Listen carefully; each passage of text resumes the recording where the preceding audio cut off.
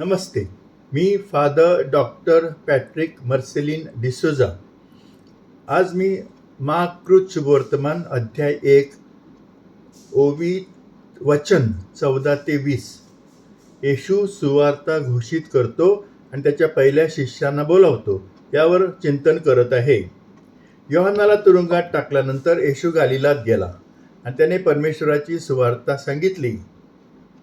येशू गालिलामध्ये परमेश्वराची सुवार्ता घोषित करत गेला. परमेश्वराची ती सुवार्ता काय आहे? परमेश्वराची सुवार्ता ही आहे की परमेश्वराने त्याचा एकुलता एक प्रिय पुत्र येशू याला जगात पाठवले आहे, जेणेकरून मानव जातीचे त्याच्या दुःख, मृत्यू आणि पुनरुत्थान याद्वारे तारण व्हावे. येशू गालिलात परमेश्वराची सुवार्ता सांगत गेला. मानव जातीच्या तारणासाठी त्याच्या स्वर्गीय पित्याची योजना आणि त्यात त्याची भूमिका काय आहे याची येशूला जाणीव होती, म्हणून त्याने ही सुवार्ता स्वतःकडे ठेवली नाही, तर तो परमेश्वराची सुवार्ता घोषित करत गालिलात गेला. यामध्ये आपल्यासाठी संदेश दुहेरी आहे. प्रथम, आपल्याला अवतार म्हणजे काय ह्याचा अर्थ आणि महत्त्व पूर्णपणे समजून घेणे आवश्यक आहे. अवतार म्हणजे ईश्वर मानवी रूप धारण करतो आणि जगात मानव जातीसह वास्तव्य करतो. परमेश्वराचा पुत्र येशू याच्या दुःख, मृत्यू आणि पुनरुत्थानाद्वारे मानव जातीला तारण मिळवून देणे हा अवताराचा म्हणजे इन्कार्नेशनचा उद्देश आहे. दुसरे म्हणजे आपली ही सुवार्ता लोकांना सांगावी आणि ती आपल्याजवळ आणि केवळ आपल्यासाठीच ठेवू नये. आपण लोकांसाठी परमेश्वराच्या सुवार्तेचे संदेशवाहक असण्याची अपेक्षा आहे. वेळ आली आहे. येशू म्हणाला, परमेश्वराचे राज्य जवळ आले आहे. पश्चाताप करा आणि सुवार्तेवर विश्वास ठेवा. वेळ आली आहे. वेळ आली आहे हे ऐकल्यानंतर आपल्या मनामध्ये दोन प्रश्न येतात. एक, वेळ कशासाठी आली आहे? दुःख, मृत्यू आणि ईश्वराचा पुत्र येशू याच्या पुनरुत्थानाद्वारे मानव जातीच्या तारणाची परमेश्वराची योजना पूर्ण होण्याची वेळ आली आहे. दुसरे म्हणजे, वेळ आली आहे असे येशू का म्हणतो? येशूने घोषित केले की मानव जातीच्या तारणासाठी परमेश्वराच्या योजनेची पूर्तता होण्याची वेळ आली आहे. कारण परमेश्वराचा पुत्र आधीच आला होता आणि लोकांना याची जाणीव नव्हती. येशू अगदी स्पष्टपणे म्हणतो की परमेश्वराचे राज्य जवळ आले आहे. परमेश्वराचे राज्य जवळ आले आहे. पश्चाताप करा आणि सुवार्तेवर विश्वास ठेवा. येशू लोकांना या वस्तुस्थितीची जाणीव करून देतो की आपल्या पापांबद्दल पश्चाताप करणे ही परमेश्वराच्या राज्याचा वारसा मिळवण्यासाठी आवश्यक अशी पूर्व अट आहे. आता पश्चाताप म्हणजे काय? पश्चातापाचे दोन घटक आहेत. पहिले, आपण आपल्या पापाचा स्वीकार करणे आणि दुसरे, आपल्या पापांसाठी दुःख व्यक्त करणे आणि आपल्या पापांतून मुक्त होण्याचा संकल्प करणे. आपल्या पापीपणाचा स्वीकार करणे. जोपर्यंत आपण आपले पाप स्वीकारले नाही तोपर्यंत आपण ईश्वराकडून क्षमा मिळवू शकत नाही. जे म्हणतात की त्यांनी पाप केले नाही त्यांना त्यांच्या पापाची क्षमा केली जाणार नाही. मी नीतिमानांना बोलावण्यासाठी आलो नाही, तर पापींना पश्चाताप करायला बोलावण्यासाठी आलो आहे, अशी टिप्पणी करताना येशूने हे सत्य व्यंग्यात्मकपणे म्हटलेले आहे, म्हणजे उपहासाने म्हटलेले आहे. दुसऱ्या शब्दात सांगायचं तर, जे स्वधर्मी लोक त्यांच्या पापीपणाचा स्वीकार करत नाही त्यांना क्षमा केली जाणार नाही. किंबहुना योहानाने म्हटल्याप्रमाणे स्वतःला पापरहित समजणारे हे स्वधर्मी लोक परमेश्वराला लबाड म्हणून दाखवतात. संत योहान म्हणतो, जर आपण पापरहित असल्याचा दावा केला तर आपण स्वतःला फसवतो आणि सत्य आपल्यामध्ये नाही. जर आपण आपल्या पापांची कबुली दिली तर ईश्वर विश्वासू आणि न्यायी आहे. तो आपल्या पापांची क्षमा करेल आणि सर्व अनितीपासून आपल्याला मदत करेल. जर आपण असा दावा करतो की आपण पाप केले नाही तर आपण त्याला लबाड ठरवतो आणि त्याचे वचन आपल्यामध्ये नाही.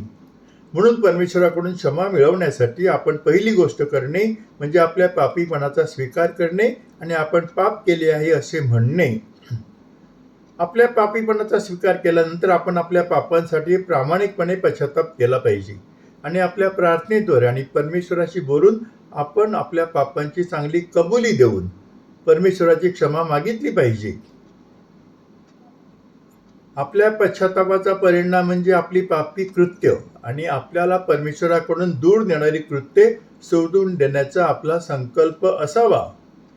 येशूने आपल्या शिष्यांना बोलावले. सुवार्ता घोषित केल्यानंतर येशू सर्वत्र त्याची सुवार्ता पसरवण्यासाठी शिष्यांना गोळा करायला सुरुवात करतो. येशू गालिल समुद्राजवळून जात असताना त्याने शिमोन आणि त्याचा भाऊ अंद्रेय यांना सरोवरात जाळे टाकताना पाहिले, कारण ते मच्छीमार होते. येशू त्यांना म्हणाला, या माझ्या मागे या आणि मी तुम्हाला लोकांसाठी मासे पकडायला पाठवीन. लगेच ते आपले जाळी सोडून त्याच्या मागे गेले. ते मच्छीमार होते.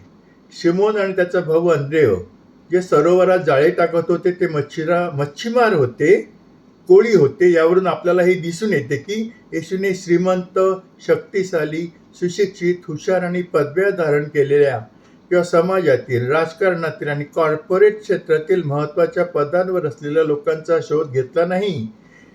त्याने अतिशय साधे, जास्त श्रीमंत किंवा खूप साधन संपत्ती नसलेले, सर्वसामान्य अशा लोकांना त्याची सुवार्ता पसरवण्यासाठी आपले शिष्य म्हणून बोलावले.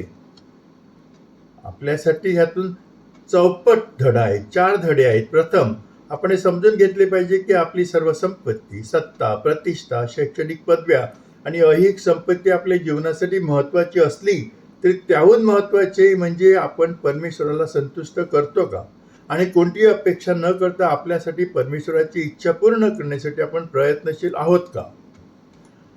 दुसरे म्हणजे आपण कोणत्याही व्यक्तीचे मूल्य, तिची संपत्ती, शक्ती, प्रतिष्ठा, पदव्या, समाजातील स्थान किंवा त्या व्यक्तीच्या आजूबाजूच्या लोकांच्या संख्येवरून ठरवू नये, तर त्या व्यक्तीच्या आंतरिक गुणावरून ठरवावे. त्याची परमेश्वर आणि आजूबाजूच्या लोकांवर त्याचं किती प्रेम आहे आणि किती भक्ती आहे यावरून आपण त्याचे मूल्य ठरवायला हवे. तिसरे म्हणजे आपण त्याच्या पाचारणासाठी पात्र आहोत म्हणून परमेश्वर आपल्याला त्याचे शिष्य होण्यासाठी बोलावत नाही.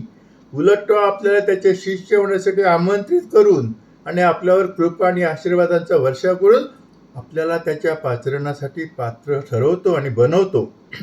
चौथे, आपण त्याचे शिष्य होण्याचे आमंत्रण स्वीकारण्यास आपण त्याच्या पाचारणासाठी पात्र नाही असा विचार करून अजिबात संकोच करू नये.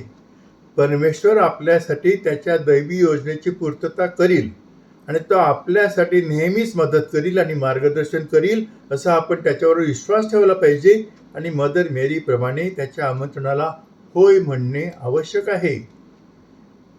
ये माझ्या मागे ये, येशू म्हणाला, आणि मी तुला लोकांसाठी मासेमारीसाठी पाठवीन. येशूने आपल्या शिष्यांना जे आमंत्रण दिले ते म्हणजे लोकांसाठी मासेमारीसाठी जाणे. दुसऱ्या शब्दात येशू आपल्याला त्याची सुवार्ता लोकांना सांगण्यासाठी आणि त्यांना त्याचे अनुसरण करण्यास प्रेरित करण्यासाठी बोलावत आहे. त्यामुळे मासळीसाठी मासेमारी करण्यापासून त्यांना आता लोकांसाठी मासेमारी करावी लागणार आहे. आपल्यासाठी याचा अर्थ काय आहे की आपण आपले सर्व सांसारिक व्यवसाय, भविष्यासाठीच्या योजना, आपली स्वप्ने, आकांक्षा सोडून आपल्यासाठी परमेश्वराची योजना पूर्ण करण्यासाठी स्वतःला झोकून दिले पाहिजे. तसे करणे सोपे नाही, परंतु येशूचे अनुसरण करणे म्हणजे गुलाबांच्या फुलांचा पलंग नाही. हा एक प्रकारे क्रूसाचा मार्ग आहे ज्यामध्ये अनेक परीक्षा आणि क्लेश आणि त्यागांचा समावेश आहे. जे त्याचे अनुसरण करू इच्छितात आणि त्याचे शिष्य बनू इच्छितात त्यांना येशूने त्याच्या या 2 उच्चारांमध्ये स्पष्ट केले आहे. ज्याला माझे शिष्य व्हायचे आहे त्याने स्वतःला नाकारले पाहिजे आणि त्याचा वधस्तंभ उचलला पाहिजे आणि माझे अनुसरण केले पाहिजे. दुसरं, कोल्ह्यांना छिद्रे आहेत आणि आकाशातील पक्ष्यांना घरटी आहेत, परंतु मनुष्याच्या पुत्राला डोके ठेवायला कुठेही जागा नाही. तत्काळ ते आपले जाळे सोडून त्याच्या मागे गेले. थोडं पुढे गेल्यावर त्याला जबदीचा मुलगा याकोब दिसला. तो आणि त्याचा भाऊ योहान नावेत बसून आपली जाळी तयार करत होते. त्याने क्षणाचाही विलंब नव्हता त्यांना बोलावले आणि त्यांचे वडील जबदी ह्यांना मोलमजुरी करणाऱ्यासोबत नावे सोडून ते त्याच्या मागे गेले. ते कोळी लगेच आपले घरटे सोडून त्याच्या मागे गेले आपल्यासाठी दुहेरी धडा आहे. प्रथम, या मच्छीमारांप्रमाणे आपण कोणताही संकोच न करता येशूचे अनुसरण करणे आवश्यक आहे. यासाठी येशूवर प्रचंड विश्वास आणि त्याचे अनुसरण करण्याची आणि आपले जीवन त्याच्यासाठी आणि त्याच्या ध्येयासाठी समर्पित करण्याची तीव्र इच्छा असणे आवश्यक आहे.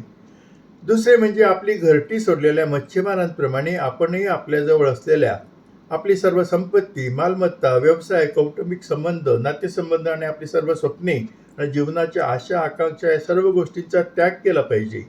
आता यापुढे आपल्या योजना आणि स्वप्न पूर्ण करण्याचा प्रयत्न करायचा नाही, तर आपले सर्व आयुष्य आणि आपल्यासाठी असलेली परमेश्वराची योजना पूर्ण करण्यासाठी प्रयत्न करायचा.